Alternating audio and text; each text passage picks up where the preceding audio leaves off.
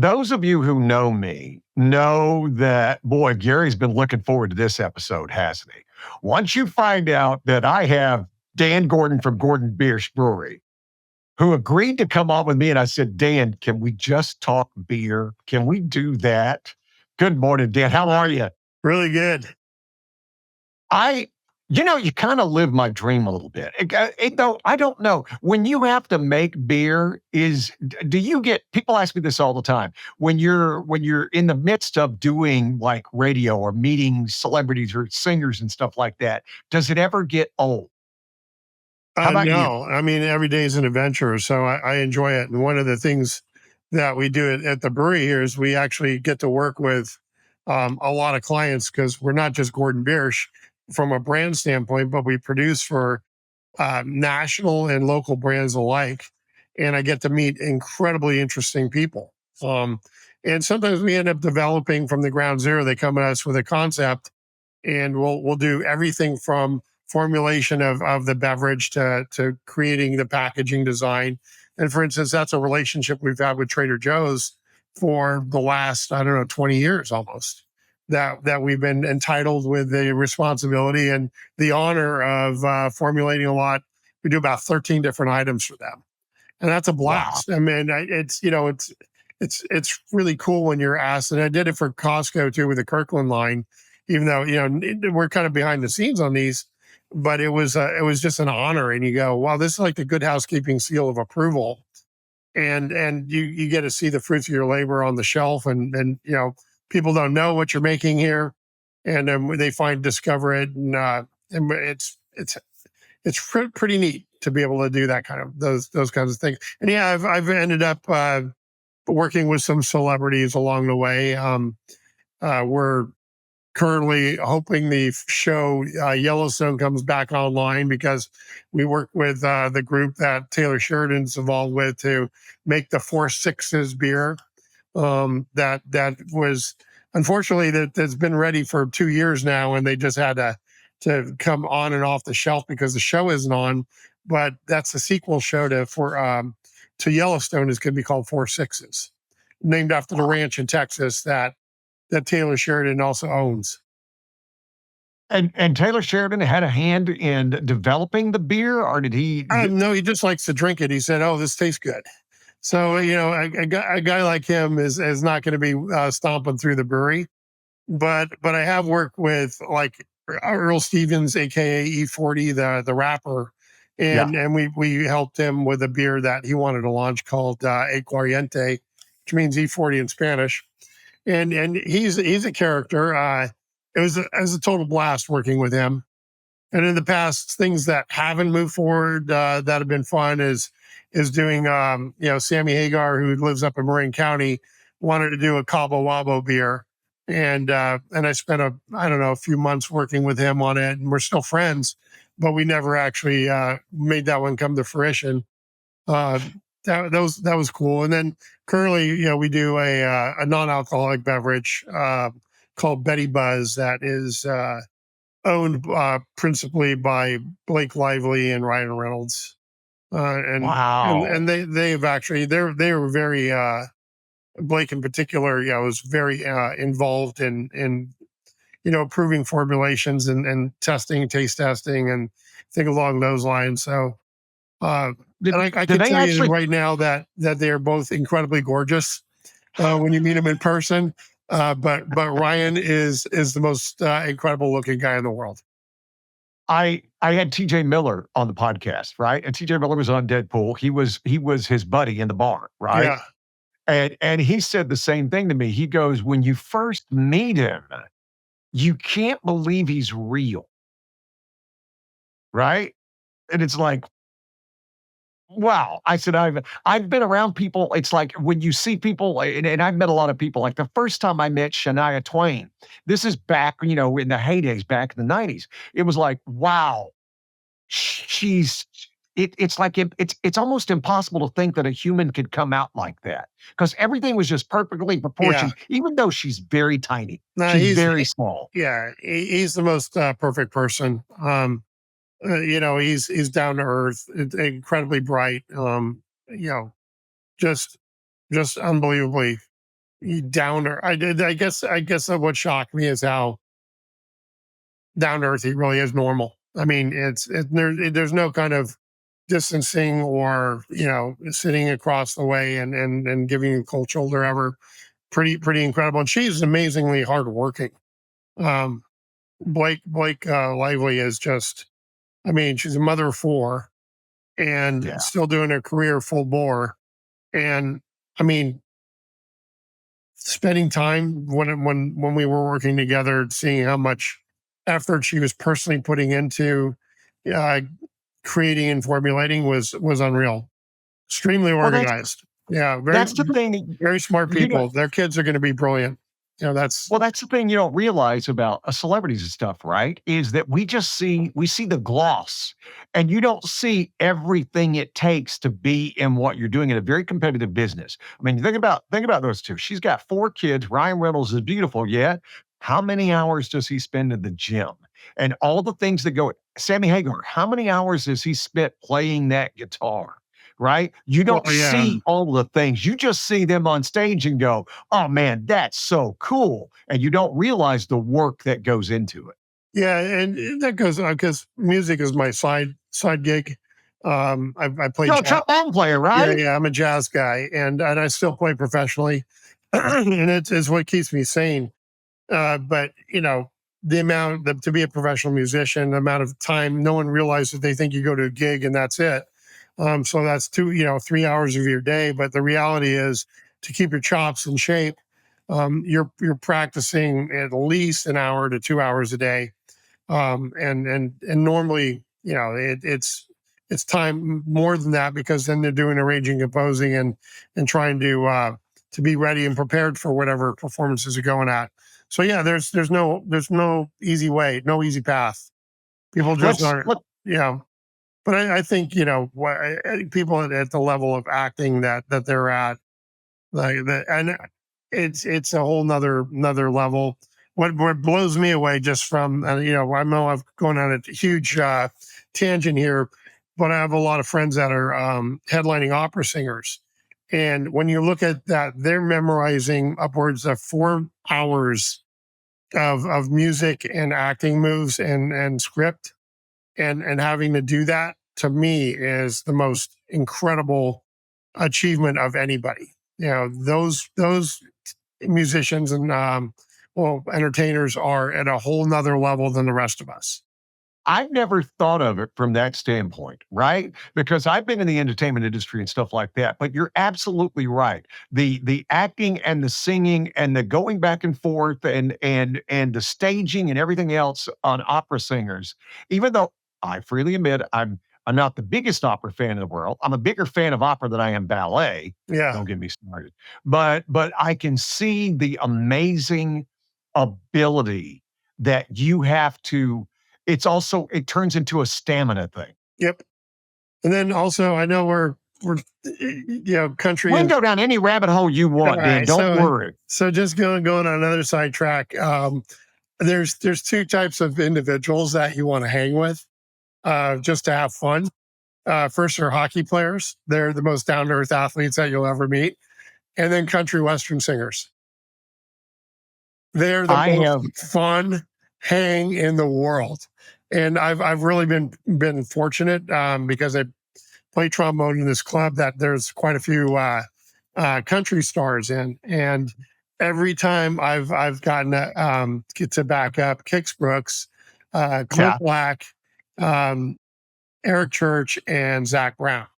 And I've every single time I'm a trombone player, so I'm like the lowest on the totem pole of anybody playing along with him.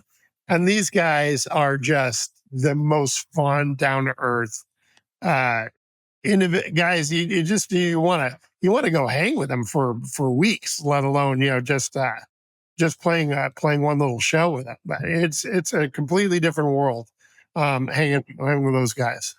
I can tell you, especially the country music world, because they've done such a great job. And I told this to Garth Brooks. I said, you know, the best thing you ever did?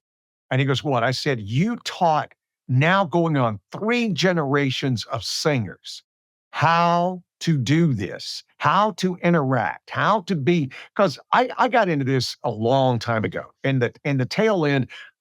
I saw the Merle Haggards. I saw the Waylon Jennings and the Johnny Cashes and all that. And they didn't know how to do it. So it was all about the drinking and the drugging and the womanizing and everything else. And Garth taught here, let's super serve the fans. Let's make this all about the fans, and everything's going to work out just great. And it did. And so you see these people, it's easier to tell you there's only two or three jerks I've ever met, and I've been doing this a long time. Yeah. Two or three jerks I've ever met in this industry. The rest of them are amazing and wonderful. There's people that I wish you could have lunch with. I wish I could take people out and go, hey, you want to come hang with this guy because he's hilarious. Or this woman right here, she'll just make you think that you are the middle of everything that is important. Right? They have that ability. And I've heard the same thing about Sammy Hagar, that Sammy is much more in tune with you than you probably are with him. Sammy, my fun with him, it was pure fun because, yeah, it was just sitting in a room with him. He's incredibly brilliant. He's the equivalent of a Stanford MBA without ever having to study business. The guy is just so in tune and sharp. He's a branding mastermind, obviously, with Cabo Wabo. What he's been able to formulate and how he's been able to leverage it into airports, with concessions similar to what Gordon Biersch did in airports, and then the branding on his tequila and his locations down in Cabo with his restaurant, that being the cornerstone for branding. The guy's a genius. He's just flat out a business genius. And I always tell everybody they have the best fish tacos for lunch. I know you don't think about that for Cabo Wabo, but they are the best lunch fish tacos you'll find in Cabo. He's a gourmet. I mean, he's a gourmand, I should say. The guy knows how to cook. He's once again, another guy that's completely down to earth. Most of the rock and roll guys are not that down to earth like him. There's a few out there, and Alice Cooper, is one of the most giving, generous guys that ever. He's been involved with the Good Tidings Foundation, and I met him through that, and then have gone to some of the fundraisers. And he's another one of those people that is down to earth and extremely giving. But Sammy is just a genius, flat out. I don't know what he's clocked at on his IQ, but it's got to be in the the 150 plus range. Well, they don't arbitrarily hand you $1 billion, right? I mean, this guy, he was the first celebrity tequila brand, right? He was the first guy to sit back and go, I'm going to do this. And I'm enjoying this insight because I can tell from you that he was really involved in it. So It wasn't just something like, I know, I knew Toby Keith. They had the Toby Keith restaurants. Toby would be the first to tell you, I don't know anything about those restaurants. They've got my name on them, and I'll go play every now and then, but I'm not involved in the menu or anything else like that. At the time when they first came out, is what I'm talking about. But it seems like as you were saying with Ryan Reynolds and Blake Lively, Sammy was really involved in the whole creation of this. No, Sammy for sure designed the menu himself. There's no question in my mind that he did that. So anyway, it's been kind of an interesting journey here that I've gotten to meet through our brewery, and also through the magic of beer, Dan. Through the magic of beer. It would have never happened unless I was, here in San Jose with a pretty hefty brewery. Let me ask you something, because going through your backstory, I mean, you sit back and you said you're an old trombone player. You still are a trombone player. And the chops do go quickly. I used to play trumpet and French horn. And after college, I'm like, okay, well, there's people who are a lot better at this than me. And besides that, there's girls and beer. Well, French horn and girls, hand in hand. It's right there like trombone and women. It was just it's a chick deflector, not a chick magnet, is what I used to call it. It would alienate more women than anybody. And if you look at trombone players, the geekiest group of people you've ever seen, We're not exactly. There's this one recording that I think is one of the most incredible performances ever. It was done by the top brass players in New York. It was a Game of Thrones theme song. Um, Unbelievable. If people Google it and on YouTube, it's really amazing sound, especially if you listen to it on some good headphones. But you look at the ensemble and you go, my God, that's the ugliest group of musicians I've ever seen in my life. And it's just a fact that, you just don't really associate, brass players being great looking and such. Chris Body's an exception. He's out there and, looking Mhm. amazing and obviously an incredible player. But it is pretty funny. But on just a little sidebar right now, um, if your kids are going to learn an instrument, French horn and bassoon are the best two instruments for getting into the college of your choice. Every university is always short on those two instruments.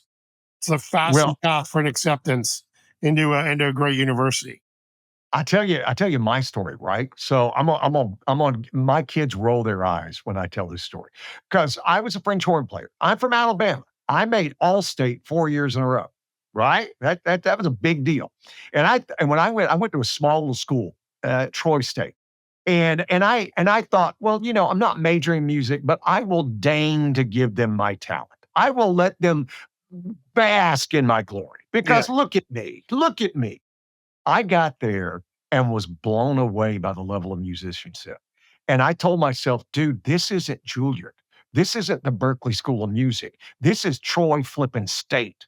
And these guys are kicking your butt all over this room. Mhm. And it was eye opening because you hit your own level of incompetence. And so for you to be able to still be doing what you're doing and being a professional at it, you're underplaying how good you are. I understood that from the moment you said it. But I also find it funny when you talk about the sexy. There are stages of sexy in every musical thing, right? It's like in a band. A band will tell you the guitarist is the sexiest, followed by the drummer, followed by the bass player, followed at very last. And by the way, the lead singer is number one. I'm talking about the instrumentalist, Yeah, yeah. followed by the keyboard player. The keyboard player is the guy who never gets the girl. Well, in brass, it's all about the trumpet. You're the trumpet, and then you can switch down to the French horn, and then it becomes the trombone. And last but least I is think the tuba. sax is ranked above trombone. Trombone's Oh, about I was talking brass, just yeah, yeah. brass. Okay, But gotcha. but the least sexy is the clarinet. Let's just throw that out there. Yeah, yeah, that's not going to work. It's just toss that one out. But it's just, I think the one takeaway, if anyone's got high school age kids or junior high school, primarily got to get French horn going early because it is a really hard instrument to master. That mouthpiece is designed to crack notes. That's flat out. And the French Well horn player that can play in tune, not crack notes, is going to get in anywhere they want. well, that's the thing with the hand. The thing, and if you guys don't know anything about French horn, you have to use your hand. You have to learn to put the instrument in key by using your hand. And that was the hardest part, and that's the thing I figured out. I was born with really good pitch, and so I could figure out where my hand needed to be depending on, was the room cold? Yeah. Was the horn warmed up? I had to blend in with the rest of the orchestra, and that is the hard part. Trumpet, you push a note, it's it. What's hard about both French horn and trombone? Trombone, there's no set place. Yeah, You're like it's very right similar to around French there. horn. You're adjusting intonation on the fly, and everyone panics because they're trying to zone in and to whoever's center of pitch, and then the whole section's trying to adjust for it. So that's why when you've got a great section together, usually there's four trombones in any section that you're working as a team to try to all be on center pitch, and that's the fun part. So yeah, it is fun, and it's just like in a brewery too. All those skill sets about working together. Um, you know, my team has to coordinate and collaborate in the sequencing. It's all very similar. How do you okay. How do you start a beer? Now, I know you went to Germany and you studied the very prestigious institute. Yeah. But what made you go, hey, how did you get there? I mean, you're a student at Cal Berkeley, right? Yeah. So that was where I went undergrad. But let's wind back even for earlier. Okay. When I was 15, my parents took us on a trip to Germany, Austria, and Switzerland. And clearly, you're allowed to drink as much as you want at that age. Under parental supervision, you can get anything you want. And I love beer. I mean, just the taste of German lagers sunk in at that early age, and I kind of became a beer snob literally when I was 16. And I love beer yeah, snobs. European mentality family. We were allowed to have one, at dinner or something like that. I'd be allowed to have one beer even when I was 16. It was, and it actually, I'm a big fan of preaching moderation and Mhm, quality over quantity. And mhm. that's the kind of education I got on appreciation of alcoholic beverages illegally at home at an early age. So I love that. Went to Cal, and I was, instead of being a musician while I was at Cal, I did play a little bit my senior year. I was an athlete. I was on the crew team, and the athletic department would always supposedly get you these cush jobs. That's everyone thought that's how it worked. Well, not really. I actually got a job with canneries in San Jose. I had called California Canners and Growers, and located right where we are at the brewery in Japantown. This used to be a megalopolis for fruit and tomato processing. So the trucks Remember would all come those in. trucks that'd be driving through with all the tomatoes? Oh yeah, no, huge trucks bringing it to the plant. So we had the Mariani processing plant, and then the two California Canners locations across the street. The building we're in was a Continental Can factory that I would actually make the cans and aerial convey them to the two canneries located across the street. So this was a heavy industrial area where we're located historically. Now it's all residential. We're the only manufacturing facility literally left in San Jose as a whole. You don't find any food processing going on. So anyway, I got this job with California Canners, and it turned out I love manufacturing. I mean, even though we were making canned fruit and tomatoes, I loved everything about it. I loved heavy industrial machinery that was processing, all the things involved with it. And I'd been taking some physics classes at Cal, so I was able to go into the engineering department, and I got to do testing and then efficiency studies for these senior engineers. But it was like my mini education on manufacturing. And then I was an exchange student in Germany my junior year at Cal, and saw you could study brewing engineering and beverage manufacturing. And I go, bingo. And this was at the Technical University of Munich, which is their version of MIT. It's an all engineering university. They separate, whereas universities here have liberal arts and engineering and science. In Germany, they specialize the universities into one or the other. So there's a regular university, Leopold Maximilian in Munich, and then the Technical University of Munich, which are two separate ones, which are all engineers and science. Medicine was at the Technical University also. And I saw this program when I was over there, and I'd already passed the German entrance exam, was fluent in German. I said, wow, this would be a great graduate program. So I finished up at Cal, worked for the summer at Anheuser-Busch as a brewer out in Fairfield. If you drive on I-80, everyone sees that huge brewery on the side of the side on the southern side of I-80. And I was lucky enough to get an internship there. Well, actually, it's a paid job as a brewer, but for me, it was to get experience. And then I went over in October because the semester starts in actually in November in the German universities. Went over, and that was it. So 4.5 years and at the Technical University of Munich, and I wrote my business plan for starting up Gordon Biersch, met Dean Biersch, but that's how I got into beer, and it was all really because first and foremost, I love drinking beer, and then I I am so in on when you talk about quality over quantity, because I'm a beer snob, and I figured that out in college when you're drinking just horrific beer that you can buy at the time for me, a dollar yeah, fifty a six pack. I'm not lying, a dollar fifty a six pack. It was called Dixie beer. oh yeah, no, Dan, that's quite a facility. it would make you cry to It drink would that make beer. you cry if you walked through the Dixie Brewery when it was operating. I It was known to be the filthiest location in the world. They would bring us cases to the fraternity house to get you to try it, right? I mean, cases. I'm not only cases. I'm talking like a pallet. They would bring you a pallet of this beer, Yeah. and you could buy like a keg for like $18. It was amazing, and that started me on my journey of I would rather not drink a Yeah. beer than drink bad beer. And so when I go to someplace and if you go to somebody's house and they only have certain kind of beers, I don't try to be rude. I'm just like, "Hey, I'm good. I'm good. I'm good. I have a glass of water," because I would much rather wait for a beer that I Oh yeah. enjoy than to have something and just for the sake of having a beer. Yeah. No, it's and that's the way I've stuck with my principles there.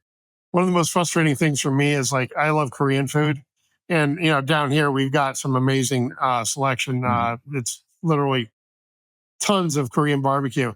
And the one thing I've noticed is the beer is horrible.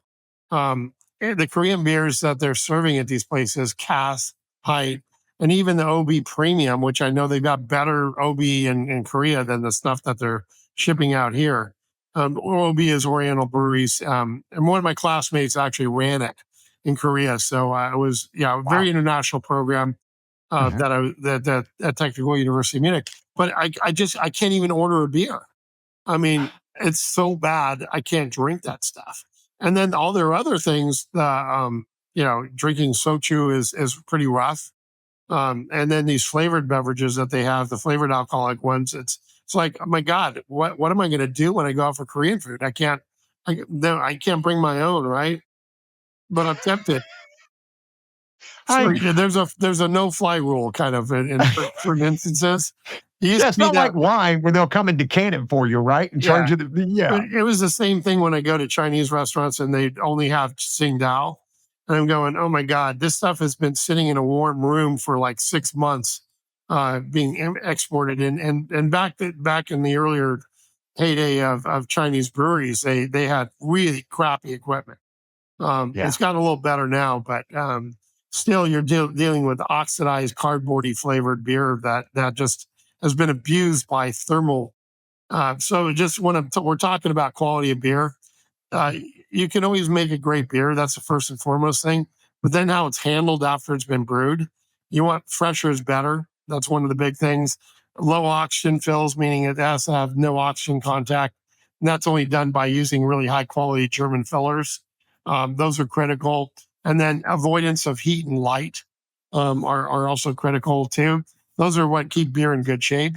So a 1 year old beer that's been kept in a warm closet with a light going on the whole time.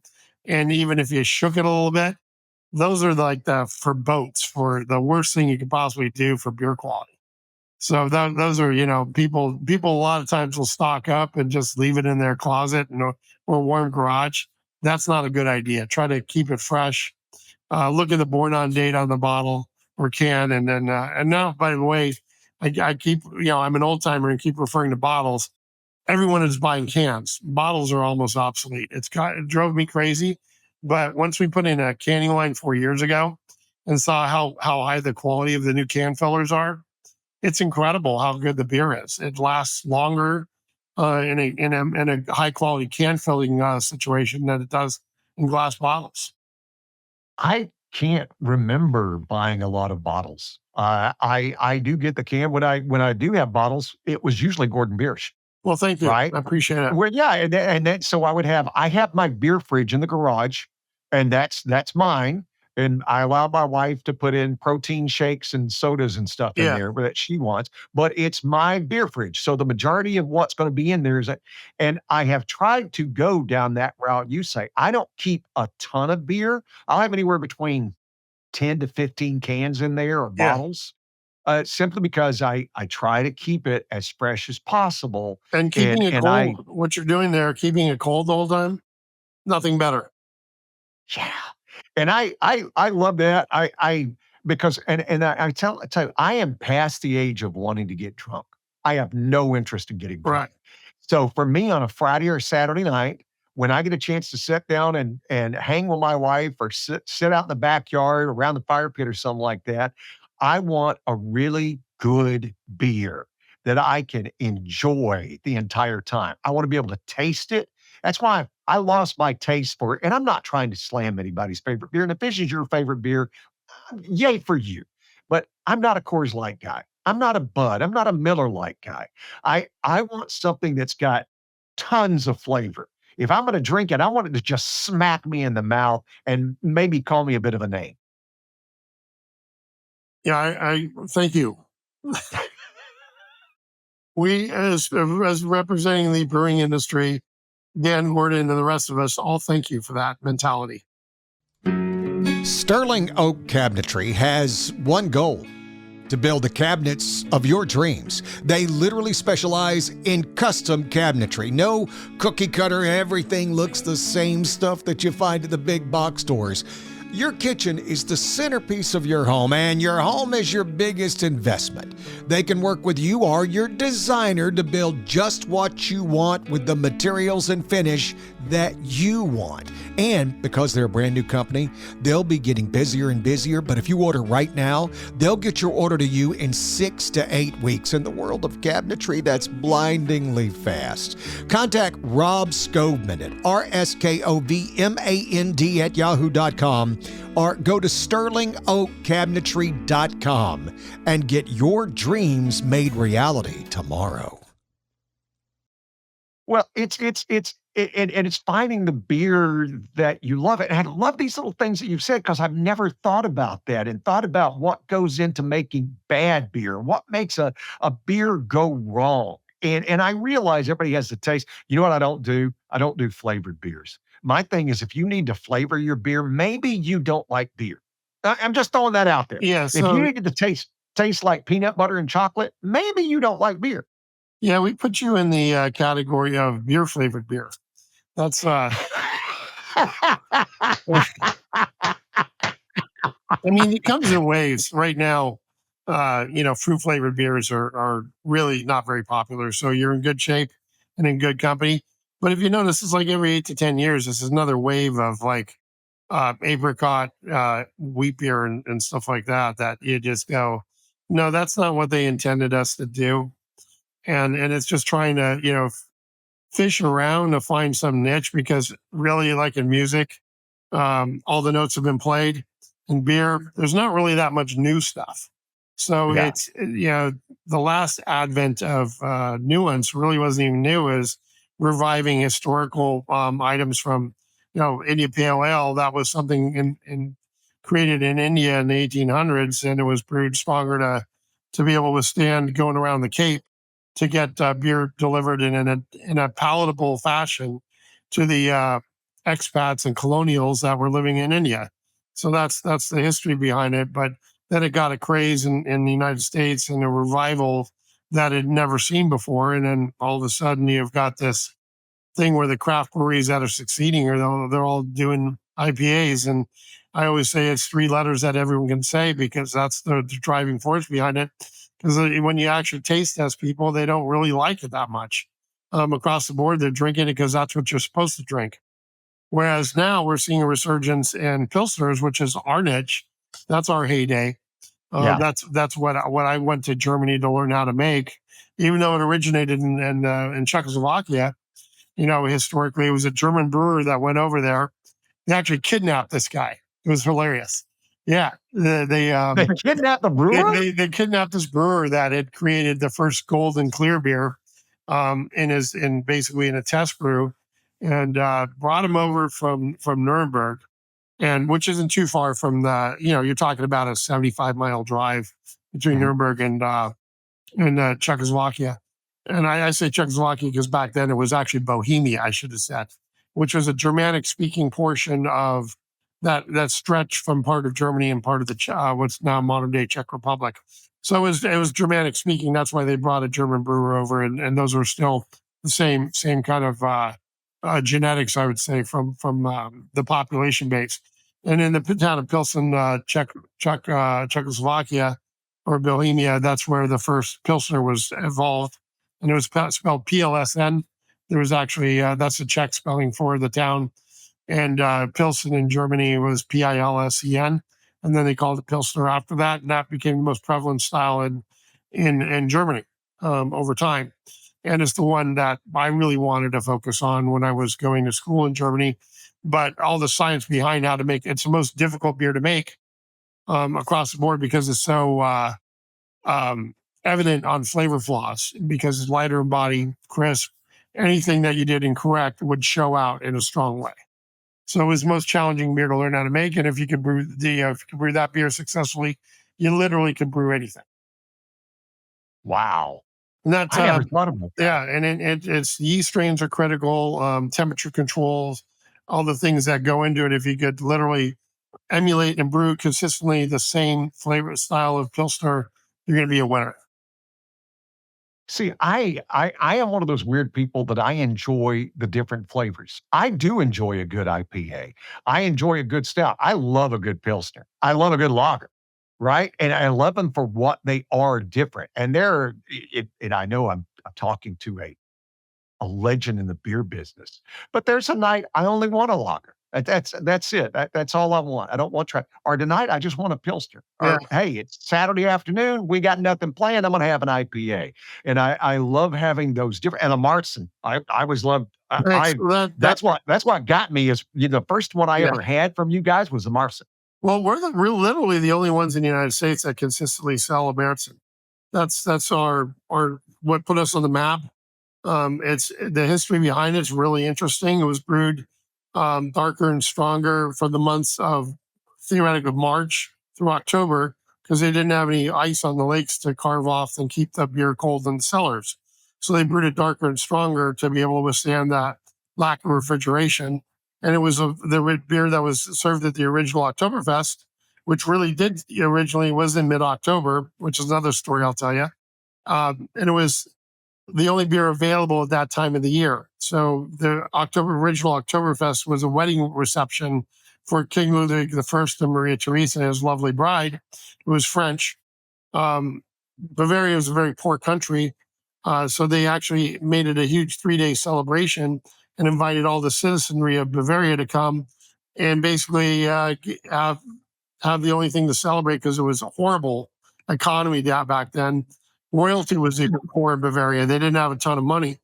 And it actually bankrupted the country when they built Neuschwanstein, the big King Ludwig II's castle, that became Disneyland Sleeping Beauty Castle. Yeah. That bankrupted Bavaria. And basically they had to get bailed out. And luckily, but anyway, that's the original wedding reception. The Oktoberfest was a 3-day horse racing celebration, beer and horse racing. That was what they did in a big field in the middle of Munich, which was not really big town back then. It was pretty small and was on this big field called the Theresienwiese, named after Maria Theresa. And that was the original Oktoberfest. And the citizenry kept showing up year after year, expecting the same party to occur because they had nothing to look forward to. And it evolved into the modern day Oktoberfest, which was moved to the last week of September, first week of October, because the weather was a little iffy in the middle of October. It's very similar to the way Mardi Gras evolved. I don't know if you know the story of that. And Mardi Gras was a fundraiser, or basically the important people in New Orleans and Mobile, Alabama. Mobile, where the first Mardi Gras happened. So the original Mardi Gras was in Mobile. And New Orleans was trying to find a way to revive and energize the economy through some tourism activities, because in the 1800s, I think it just had Mardi Gras was celebrated for the 152nd time, I think. So it's been 1874 or so, 1872 was when the first Mardi Gras occurred. And it was basically 9 guys sitting around that were drinking buddies and said, how can we revitalize and create some excitement for New Orleans to create a tourism activity? And it worked. And it became, their driving force. Same thing with the Oktoberfest. It became a purely commercial activity.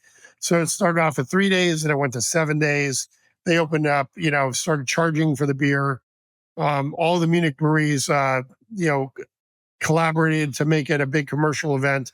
And they moved it from the middle of October to the last week of September because the weather is better and they could sell more beer. And then they brought in carnival rides. The tents got bigger.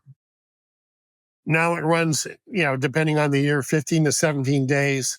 And it's 10% of all the beer produced in Bavaria on an annual basis is sold at the Oktoberfest. Well, and that's what the wonder of living in the age we live in. And let's be clear, you would rather live here in this age than 1874. And the same thing is that you had to factor in the weather. You had to factor it in New Orleans and stuff like that. And Mobile, trust me, the weather's horrible. I'm from Alabama, and I grew up in the beginnings of not a lot of air conditioning. Yeah. It's a horrible place to be. Being in New Orleans, it would never have become a food capital if you had to sit indoors and eat with no air conditioning. It's not any place you want to be. It's always been a dream of mine, and luckily I was going to ask you this today. It's always been a dream of mine to do Oktoberfest. Is it worth it, or is it just better to sit out and get some good beer and sit in your backyard?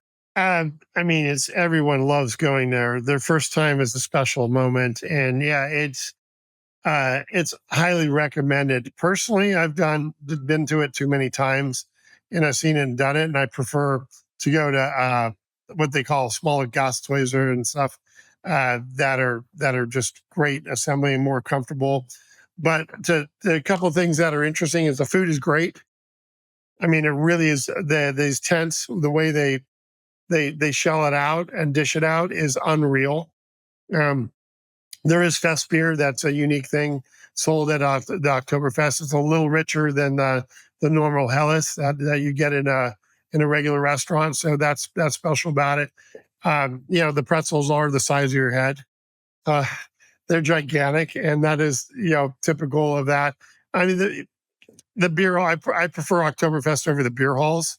And the beer halls are something that's a rite of passage. Everyone wants to go to the Hofbräuhaus, to experience what a real beer hall is like in Germany. And it is special. And the food is great at the Hofbräuhaus too. So yeah, I think it's worth doing that. I mean, just a full disclosure, you're going to pay 3 times more for a hotel than you would any other time of the year.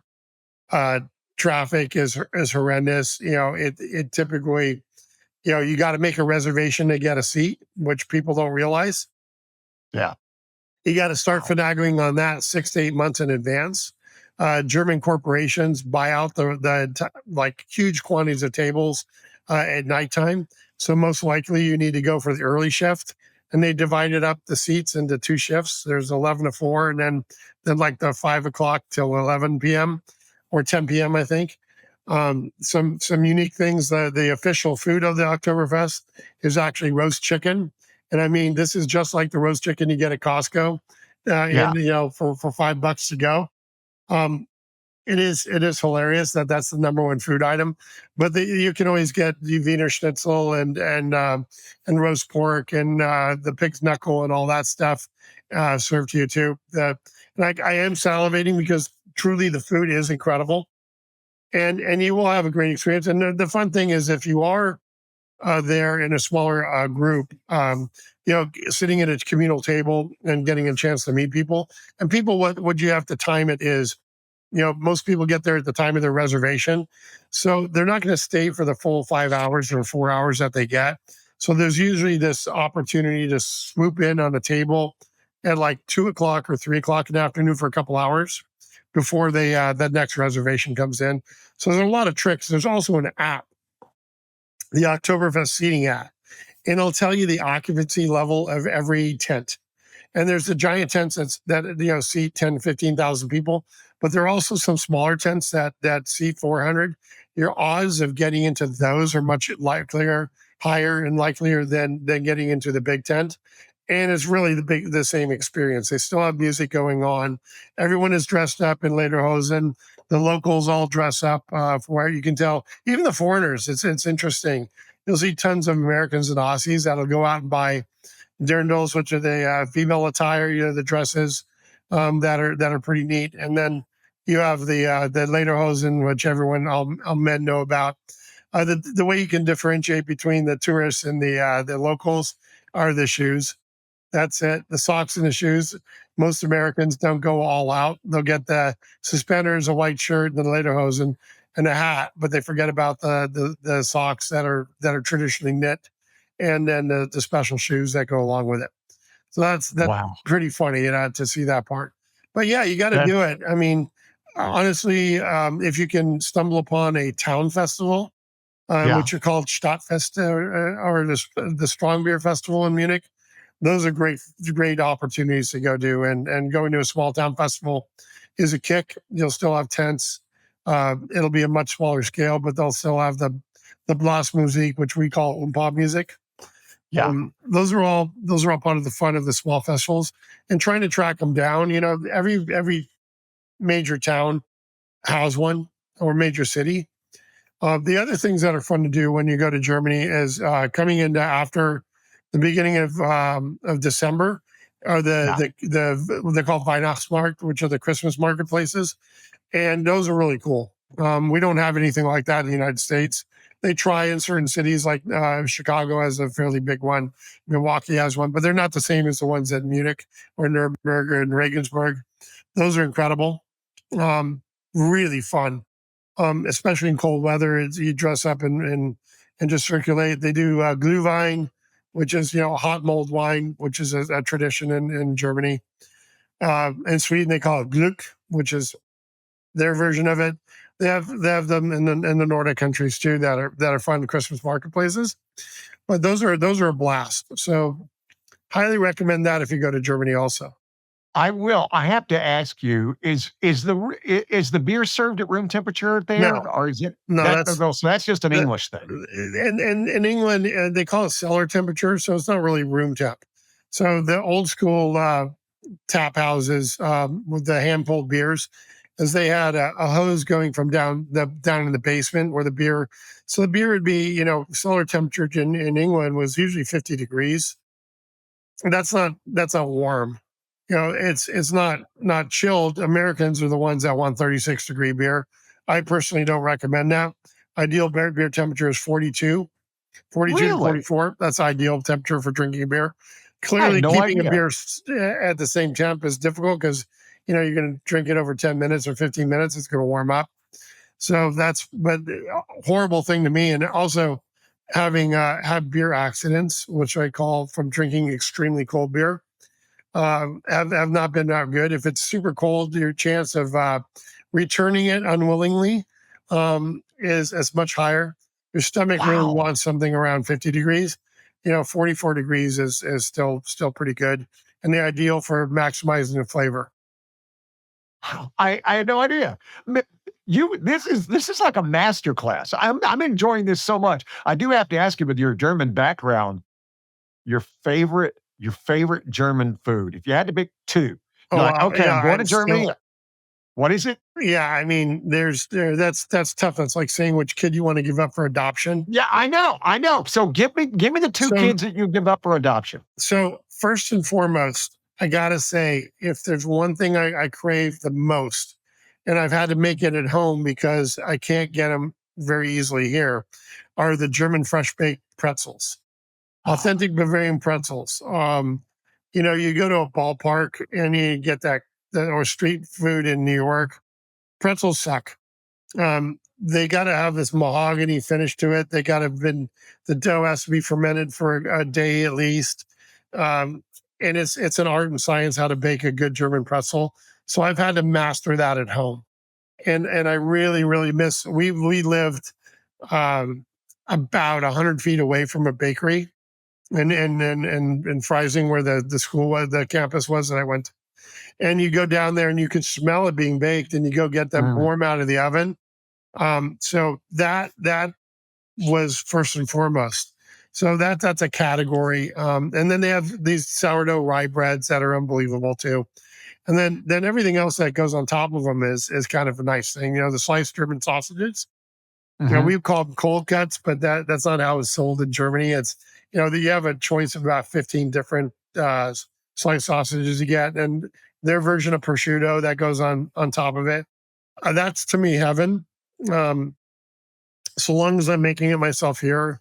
And there are a lot of German bakeries now. Golden Sheath in Santa Cruz makes an incredible, authentic, fresh baked sourdough German rye. But the number of pretzels that you can find here, it's really hard. So that's Wow. frustrating. Then Wiener Schnitzel, that's another thing that I love. And there's some German restaurants around in the Bay Area that make a good Wiener Schnitzel. It's just fewer and far between. You can get it, but the fresh baked pretzels are really hard to find. I love pretzels. I love if it has a cheese sauce. I love the schnitzel. I love the spätzle. Yeah, German potato salad. Listen. I'm a big fan. yeah, and that's pretty easy to make at home. Spätzle though is one of the things that's a little harder to make at home. To do the Bavarian style that's grated, and then Schwäbisch is pressed, and that's a technique. But you can everything with Amazon. You can buy everything online, right? So Yeah. if you want to do it, you can replicate it at home. But in Germany, they actually Bavaria they never would serve a warm cheese sauce with a pretzel. Traditionally, it's this fresh made cheese. They're called Oberste, which is camembert mixed with a little bit of Hefeweizen, which is unfiltered wheat beer. Uh-huh. Surprising, there's a dose of that, and a grated onion, and then paprika, a little bit of salt, and a I'm little in. butter, and then they just blend in a Cuisinart, and that's the spread that goes on top of a pretzel. I'm in. It's killer. I'm all up with that. So, It's yeah. phenomenal. I mean, it's addictive. It's so ridiculously good. And then Well, most of my friends want mustard so with their pretzels, and that's considered acceptable in Germany, although you traditionally don't see a lot of that. But I make my own mustard at home too, with our beer. shut up. Yeah, You're kidding me. it's super easy to make mustard. People don't realize it. You're basically marinating mustard seed in vinegar and spices for about a week, and then you blend it, and you can add beer to it or wine. The French style is to do with white wine, and Germans do it a little bit with that too. And then you just blend the heck out of it. You're doing 3 different types of mustard seed. Super easy to make. No one realizes how easy to make. I got to finagle my way Yeah, into a whole grain dinner mustard. I mean, invitation. it's Yeah. super easy, and it's it's not way better, but it's considerably better than the store bought. As I said, I've got to finagle my way into a dinner invitation over at Dan's Oh house. yeah, That's we what can I cook got up to a do. storm. And Gary, you're invited. I got to see what. I'll do Can I? I'll do a German meal for you. Okay, Oh, I promise. yes. Yeah. Can I ask you in the few minutes I have remaining with you? And I know you're busy, and I'm just so thankful. I told you I've been so excited about doing this. Can you explain to people what a brewer does? We hear it's like I've asked this before of producers in Hollywood and in music. Explain what a producer does. What does the brewer do? Well, for a visual, go watch the movie Strange Brew. And Maximilian, I'm trying to remember, Max von Sydow is Braumeister Schmidt. And they filmed it at a Canadian brewery. And Braumeister Schmidt is this mad scientist. So just think of it that way, that we all are really the good brewers are brewing chemists or scientists. So we're looking at the malted barley, the raw materials and the hops and such, and we're breaking it down to chemical components from a qualitative standpoint to be able to say this is what the malt has to entail. These are what the hops have to be like, and we're tracking every stage from a qualitative control standpoint.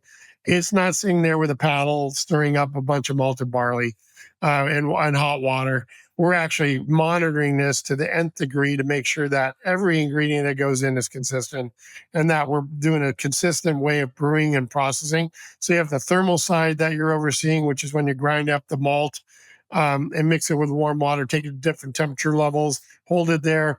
Every step of that process is monitored and then qualitatively analyzed so that we're making adjustments every time, every brew, to make it so that no matter what the materials are that are coming in, the malt coming from central Canada and all that, if they change it or it's a different field of source of the barley, we're always on top of that. That's really what it comes down to. So we have a lot of really smart people that are brewers. and they're not brewmasters. The brewmaster is someone that's the head top dog. You can't just be a brewer and call yourself a brewmaster. 10, 15 years of experience, degrees in fermentation science or chemical engineering. In my case, brewing engineering, because we don't really have it in the United States. But that's the kind of training and level. And for us, we have to mentor. We have to take people that are completely raw, good mental condition, smart individuals. They like the combination of physical work and mental work at the same time. And it's very gratifying because you get to finish good that you get to enjoy at home. But it's tender loving care and attention and to detail throughout every stage. Then the other thing is microbiological cleanliness. We don't have any pathogens that can grow in beer, similar to like the big McDonald's onion scare that just happened with E. coli and then the salmonella that Chipotle had in the lettuce. We don't have those dangers, but we do have flavor changing bacteria that we're worried about. So yeast is our most important employee. There are billions of cells that are going to work for us and converting the sweet wort that made from the malted barley into a fermented beverage. They got to be in good condition. So yeast physiology, microbiology are key. We just want yeast. We don't want any bacteria in there that could change the flavor. That's great for yogurt, not good for beer. We want to keep out all those flavor changing bacteria. So hygiene throughout the plant, that's an enormous amount of focus, and making sure that we're in a sterile atmosphere for everything we do is critical to making consistent beer. And then you got the costly elements of all the equipment and tankage. And we have a huge amount of quality control and maintenance. I have 4 full-time lab staff that are all working 24 hours a day, monitoring the process. And then we have maintenance guys that are critical. And we need more and more of them that are keeping our canning lines and bottling lines and all of our machinery going in top flight. So it's preventative maintenance is critical. So those are all the things that go into making a great beer. It's not easy. Let me just say, it's getting the team together is very, very complex. Luckily, we're the top of the heap in attracting super talent in the Bay Area, but we need a lot more of it. And we're always trying to find the next generation of really quality brewers that want to jump on board. Good. I've got a 14-year-old. I'm going to start him in the pipeline. Yeah, we like child labor.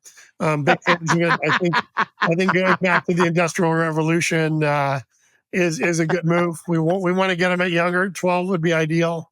But I got a 12-year-old too. So I got a 12 and a 14. I'm ready to send them into the mines there, Chief, and just keep the parakeet out. And if the parakeet dies, then we'll all, the canary in the coal mine, we'll be ready to go. Yeah. But you guys need to figure out how to make dad beer. Yeah, we do kind of play it safe and stick with 21-year-olds at least.